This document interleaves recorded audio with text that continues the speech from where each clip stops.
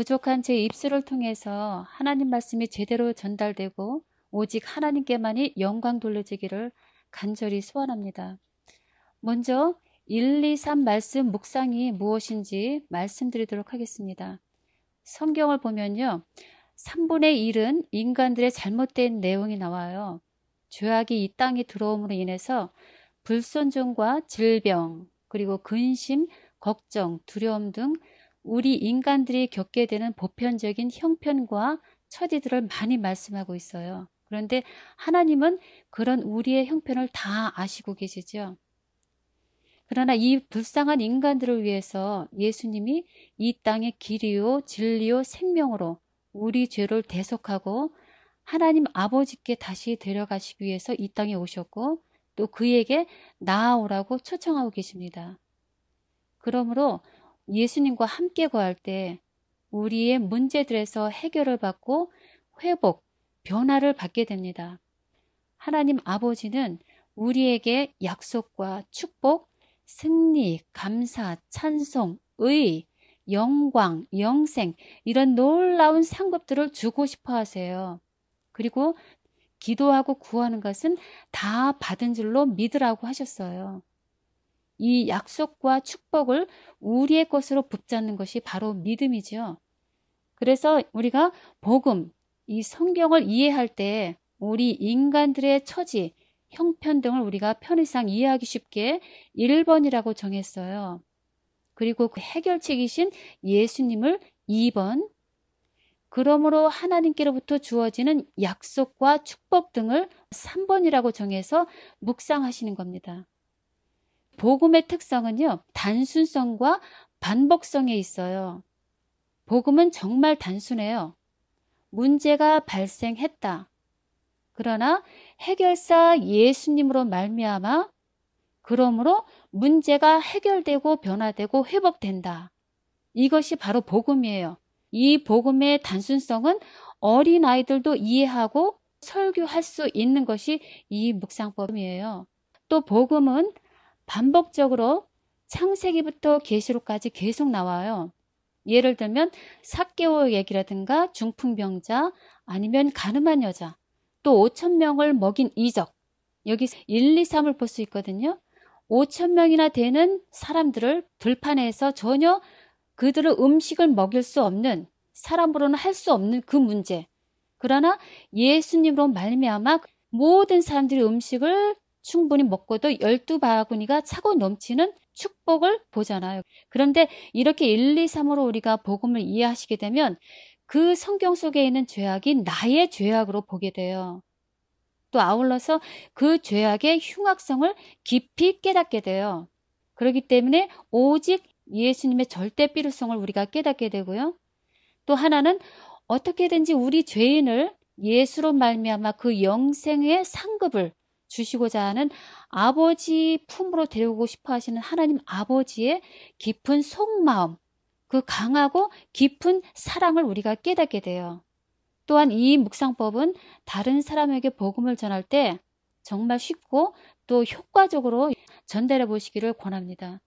제1과를 보시면서 교재 도표를 어떻게 이해하시는지 제가 잠깐 설명해 드리도록 할게요. 교재 제1과를 보시면 1번 예수 없는 인간 상태가 왼쪽으로 칼럼이 돼 있고요. 그 다음 가운데에 2번 오직 예수라는 칼럼이 나오고 그 다음 오른쪽에는 3번 하나님의 약속 축복 이렇게 나와 있어요. 세 부분으로 우리가 말씀을 나누었어요. 그리고 그 밑으로는 1번부터 6번까지 있는데 그 1, 2, 3에 맞춰서 성경절들을 정확하게 이해하시도록 세 부분으로 나누어 놓은 6개의 성경절들이에요. 그래서 왼쪽부터 제가 설명을 드리면 1번 예수 없는 인간 상태에 해당하는 말씀들이 바로 노예로 팔릴 수밖에 없었던 요셉의 처지, 사망의 음침한 골짜기를 다니고 있는 인간의 처지, 물과 불 가운데로 걸어가는 우리들, 또 목마른 우리 형편, 마음에 근심하는 우리들의 형편과 처지들을 왼쪽에 있는 예수 없는 인간 상태에 다 언급하고 있어요. 그리고 가운데 있는 그 섹션은 다 예수님에 해당하는 부분이에요. 그리고 오른쪽에 3번에 해당되는 하나님의 약속, 축복은 바로 하나님께서 우리에게 주시고자 하는 놀라운 약속들이에요. 예수님으로 말미암아서 성공한 자가 되었다. 푸른 초장, 여호와 집에 영원히 살게 해주시겠다. 침몰하지 못하게 하시겠다. 성령을 받게 해주시겠다. 영생을 주시겠다. 아버지께 영광 돌리도록 해주시겠다. 이런 모든 좋은 것들의 변화예요. 이 약속들은 반드시 하나님 아버지께서 이루어 주시겠다는 강한 사랑의 마음으로 우리가 이해를 하셔야 돼요. 한마디로 복음은 나쁜 것에서 좋은 것으로의 변화예요. 그러나 이 변화는 반드시 예수님에 의해서만 가능하므로 이 1, 2, 3 말씀 묵상법은 예수님을 더욱 정확히 알고 예수께로 나가는 운동을 하게 합니다. 여기까지 1, 2, 3 말씀 묵상법에 대해서 개요를 말씀드렸고요. 오늘은 요한복음 20장 1절에서 18절에서 막달라 마리아의 인생 모습을 한번 짚어볼게요. 누가복음 7장 37절에 보면 그 동네에 죄인인 한 여자가 있어 라는 말이 나오죠. 이 여자는 7 귀신에 들렸었고 또 간음하다 들켰고 육체적으로 정신적으로 영적으로 사단의 백성에 속해 있던 사람이었어요. 도대체 인간의 힘으로는 벗어날 수 없었던 이 여인. 그러나 그의 모든 형편과 처지를 다 아시는 예수님을 만나서 그의 죄를 인식하고 회개함으로 다 죄 사함을 받고 감사함으로 그 예수님을 사랑하게 됐어요. 그러므로 이 여인은 이제 죄인에서 의인으로 사단의 백성에서 하나님의 백성으로서의 신분의 변화가 생겼어요. 그럼 이제는 이 요한복음 20장의 말씀을 세 부분으로 한번 같이 나누어 보시면서 이해를 해보도록 할게요. 요한복음 20장 1절부터 같이 보시도록 할게요. 먼저 1, 2, 3에 따라서 이 말씀을 세 부분으로 나눠봐요. 먼저 예수 없는 인간 상태를 우리가 20장 1절에서 11절까지 종합해 보면 예수님이 3일 후에 부활하겠다는 약속의 말씀을 기억하지 못하고 이미 부활하신 예수님의 빈 무덤에서 슬퍼하면서 근심과 절망과 어두운 상태에 처한 막달라 마리아의 모습이에요. 그리고 오직 예수에 해당하는 부분은 바로 12절부터 17절까지로 보겠습니다. 그러나 그런 큰 슬픔 가운데 울고 있는 마리아를 위로하기 위해서 예수님이 나타나셔서 예수님의 부활을 깨닫게 해주세요. 바로 예수님과의 동행 부분이에요. 그리고 3번 약속, 축복 등에 해당되는 부분은 바로 18절의 말씀이에요. 그러므로 이제 마리아의 슬픔은 희망과 큰 기쁨으로 변화가 되었어요. 아울러 부활의 예수를 세상에 증거하는 참 제자로서 택함을 받은 영광을 받았어요. 이렇게 세 부분으로 먼저 이해하시면 이 말씀을 더 선명하게 이해가 돼요. 이제는 더 자세히 깊이 느낀 것들을 여러분들과 함께 나눠보도록 할게요. 요한복음 20장 1절에 보시면 이른 아침 아직 어두울 때라는 말씀이 나오죠. 마리아는 사랑하는 예수님의 무덤으로 아직 어두울 때 이른 아침 달려갑니다. 사랑하는 예수님을 보기 위해서 돌아가셨는데도 이 말씀을 보면서 이른 아침 나는 일어나서 무엇을 우선순위로 두고 있는가? 복잡한 세상적으로 아직 해결되지 않은 나의 문제를 먼저 우선순위에 두는가? 아니면 말씀 속에서 예수님과 교제하는 것을 더 귀히 여기는가를 제 자신을 돌아보는 시간이 됐어요. 그래서 이제 돌이 무덤에서 옮겨간 빈 무덤을 보고 이제 2절부터 10절까지 보시면 마리아가 제자들에게 가서 얘기하고 그 중에 두 제자들이 와서 마리아의 말대로 빈 무덤을 보고 개켜있는 세마포를 보면서 예수님의 부활의 증거를 보았지요. 그러나 여전히 성경에 예언된 예수의 부활하실 것을 깨닫지 못하고 집으로 다시 돌아가요. 그리고 11절 보시면 그 뒤를 따라서 무덤에 다시 돌아온 마리아가 슬피 울면서 정말 눈물을 펑펑 흘리면서 대성통곡하면서 두렵고 무서운 마음으로 빈 무덤을 굽으려 보는 마리아의 큰 슬픔을 우리가 여기서 볼 수 있어요. 여기까지 예수님이 곁에 계시고 부활하셨음에도 몰라보고 잊어버린 마리아, 우리 인간들의 형편과 처지를 여기서 볼 수 있어요. 14절 볼게요. 그러나 그런 슬픔과 절망 가운데 있는 마리아를 위로하시기 위해서 예수님께서 그 여자에게 나타나서 동행해 주시죠. 그런데 이 여자는 예수신 줄 알지 못하더라 그래요. 왜요? 왜 앞에 예수님이 나타나셨는데 알지 못할까? 마리아는 부활하시리라는 그 약속의 말씀을 아직도 생각지를 못하고 깨닫지를 못해요. 또 아울러 그녀의 슬픔과 눈물로 인해서 예수님을 분별치 못하는 그런 마리아의 모습을 여기서 우리가 볼 수 있어요. 그때 15절 예수께서 안타까운 마음으로 말씀하시죠. 여자여 어찌하여 울며 누구를 찾느냐 하세요. 부활의 주 네가 찾는 예수가 여기 네 앞에 있는데 어찌하여 울며 빈 무덤에서 절망하고 있느냐 하시는 말씀이죠. 그러나 마리아는 아직도 그가 동산직인 줄 알고 주여 당신이 옮겨왔거든 내게 이르소서 내가 가져가리이다 하는 말에서 예수님의 죽은 몸이라도 가져가서 보살피는 일이 큰 위로가 되리라 생각하면서 그 죽은 시체라도 찾고 싶은 이 마리아의 강하고 숭고한 사랑을 볼 때 정말 제 가슴이 얼마나 뭉클하고 뜨거워지는지 몰라요. 그래서 나의 예수님을 향한 사랑의 크기는 과연 얼마나 왜소한가 하는 회개와 그 사랑을 간구하는 시간을 가졌어요. 16절 그때 예수께서 마리아야 하고 부르시죠. 그 친절하고 사랑스러운 음성으로 친히 이 여자의 이름을 부를 때 마리아는 바로 그 예수님을 알아봅니다. 요한복음 10장 3절의 말씀이 기억이 났어요. 그 말씀은 바로 양은 그의 음성을 듣나니 그가 자기 양의 이름을 각각 불러 인도하여 내느니라.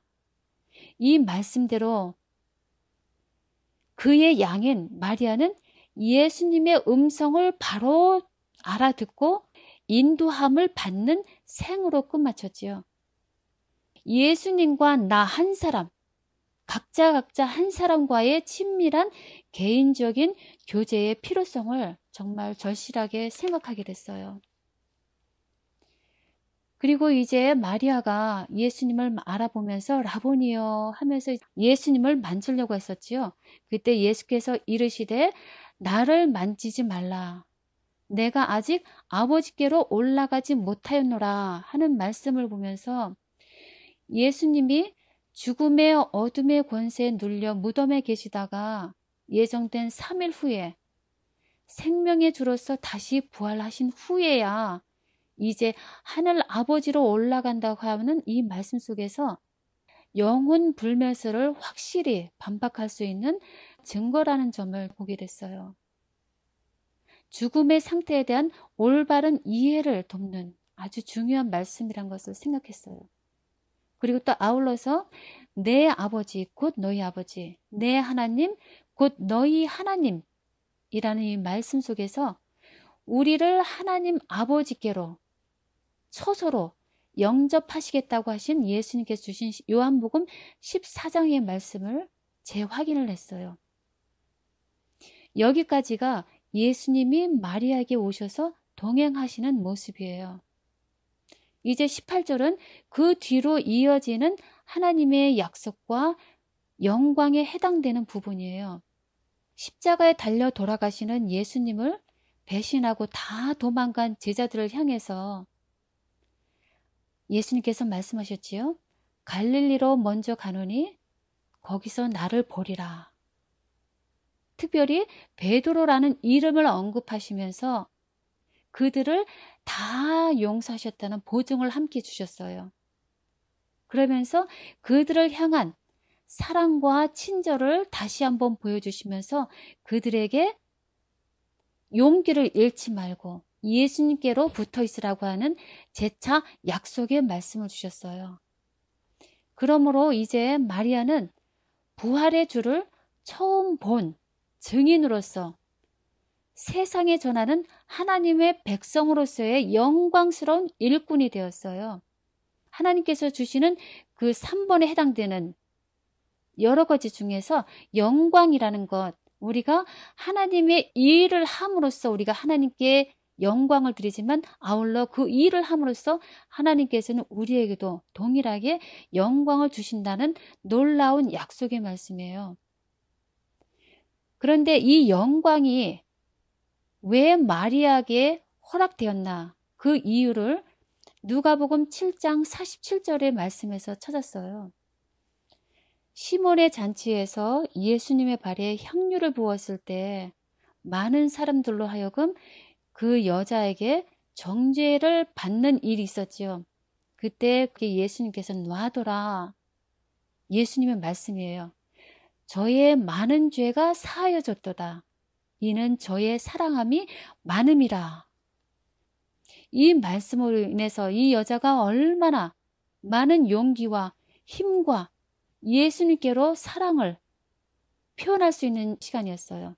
이 사건으로 말미암아서 이 여자는 자기가 죄인인 것을 다시 한번 인식하고 예수께 나아가 죄 사함을 다 받았을 때 그 사랑에 감사함으로 예수님을 사랑하는 마음이 그만큼 크게 된 거죠. 그래서 죄 사함이 많은 자에게는 사랑이 크고 적게 용서받은 사람은 적게 사랑한다는 그 말씀을 예수님께서 하신 거죠.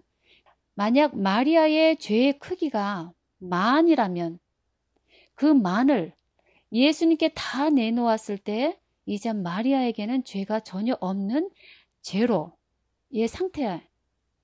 그러나 만약 나의 죄를 1000이라고 했을 때 이 1000이라는 죄를 예수께 내놓지 않으면 여전히 나의 죄는 1000으로 남게 된 거예요. 그러면서 죄의 크기에 상관없이 죄의 크기가 만이든 1000이든 모든 죄는 예수님으로부터 용서받아야 함을 깨닫게 됐고요. 또 저의 죄를 다 내놓고 주님으로부터 정말 회개와 주님으로부터 용서함을 받는 그런 귀한 시간을 가졌습니다. 이 말씀이 치료봉사에 있어요. 그리스도께 가장 많이 용서를 받은 사람들이 그분을 가장 사랑하게 될 것이다. 그들은 마지막 날에 그분의 보좌에 가장 가까이 설 사람들이다. 또 로마서 8장 2절에 보면 이런 말씀이 있습니다. 죄와 사망의 법에서 그리스도 예수 안에 있는 생명의 성령의 법이 너를 해방하였습니다. 세 부분으로 나누어 봤어요. 첫째, 1번에 해당되는 말씀이 죄와 사망의 법에 묶여있는, 매여있는 우리 인간들의 형편과 처지를 여기서 지금 말씀하고 있어요. 그런 인간들을 향해서 그 뒤로 나오는 오직 예수에 해당되는 부분이 바로 이 말씀이에요. 그리스도 예수 안에 있는 생명의 성령의 법이 오직 예수 그리스도로 말미암아서 그 다음에 이제 나오는 말씀이 너를 해방하였음이라는 말씀이 바로 그 예수님으로 말미암아 우리를 해방시켜 주셨다는 말씀이죠. 그래서 대조적이에요. 죄와 사망의 법에 묶여있던, 매여있던 우리 인간들의 형편과 처지가 이제는 해방이 되었어요. 노임을 받았어요. 그 가운데 계시는 예수님으로 말미암아서. 그래서 죄와 사망의 법에 매여있던 마리아를, 저희를 예수님이 해방시켜 주셨어요. 우리는 이것을 복음이라고 말씀하잖아요. 끝으로 고린도전서 1장 26절에 있는 말씀을 같이 나누도록 하겠습니다. 고린도전서 1장 26절부터 31절에 있는 말씀입니다. 같이 펴서 눈으로 확인하면서 보시면 좋겠습니다. 26절 보시면요. 형제들아 너희를 부르심을 보라. 고린도 교회에 보내시는 사도 바울의 말씀이죠. 고린도 교회의 부르심은 하나님에 의해서 되었다라고 지금 말씀하고 계세요. 그리고 그들을 부르심은 육체를 따라 지혜 있는 자가 아니고 능한 자도 아니고 문벌 좋은 자도 아니라 이렇게 말씀을 하세요. 하나님의 부르심은. 그러나 어떤 사람을 택하셨냐면 27절 보시면 하나님께서 세상에 미련한 것들을 택하사 지혜 있는 자들을 부끄럽게 하시고 세상에 약한 것들을 택하사 강한 것들을 부끄럽게 하시고 하나님께서 세상에 천한 것들과 멸시받는 것들과 없는 것들을 택하사 있는 것들을 폐하려 하신다는 말씀을 하시죠. 하나님께서 택하시는 자들은 세상에 미련한 자들, 약한 자들, 세상에 천한 것들, 멸시받는 것들, 없는 것들을 택하신다고 하세요. 세상 사람들이 보는 안목과 표준과는 정반대되는 사람들을 하나님께서는 택하세요. 그리고 택함과 폐함도 다 하나님의 주권하에 있다고 지금 28절에서 말씀을 하십니다. 이런 자들을 택하시는 이유는 29절, 이는 아무 육체라도 하나님 앞에서 자랑하지 못하게 하려 하심이라. 이렇게 자랑할 것이 하나도 없었던 사람이 막달라 마리아이며 또한 우리의 상태이기도 하죠. 그러나 이러한 절망의 인간 형편을 아시고 죄인을 구원하시기 위해 독생자를 주셨으니 예수님의 구속함을 받으라는 것입니다. 그 막달라 마리아를 구원하신 예수님을 찬양하고 영광을 돌립니다. 30절입니다. 너희는 하나님께로부터 나서 그리스도 예수 안에 있고 예수는 하나님께로 나와서 우리에게 지혜와 의로움과 거룩함과 구속함이 되셨으니 그렇게 됨으로 말미암아 31절 기록된 바 자랑하는 자는 주 안에서 자랑하라 함과 같게 하려 하심이라. 그 말씀은 구속받은 백성으로서 그 백성에 합당하게 주님의 영역 안에서 자랑하라고 하시는 말씀이에요. 하나님이 우리로 하여금 주 안에서 자랑하도록 해주시겠다는 놀라운 약속의 말씀이에요. 내 자식을 자랑하고 싶어 하시는 부모의 마음과 같다고 생각을 해보세요. 막달라 마리아를 온 세상에 자랑하고 싶어 하시는 하나님의 마음으로 우리가 이해하시면 돼요. 마태복음 26장 13절에 보면 막달라 마리아에게 예수님께서 이렇게 말씀하셨죠. 내가 진실로 너희에게 이르노니 온 천하에 어디서든지 이 복음이 전파되는 곳에는 이 여자의 행한 일도 말하여 저를 기념하리라 고 말씀하셨어요.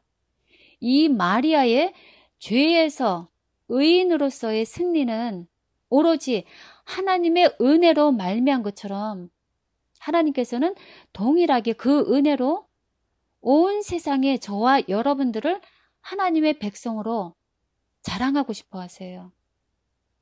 우리 인간 형편은 하나도 자랑할 것이 없는 형편이에요.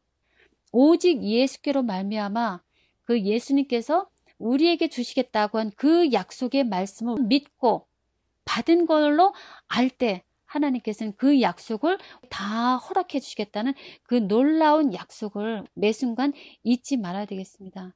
그래서 하나님의 뜻을 따라 하나님의 백성으로 택함 받으셨음을 감사하면서 그 하나님께 온전한 순종과 영광을 돌립니다.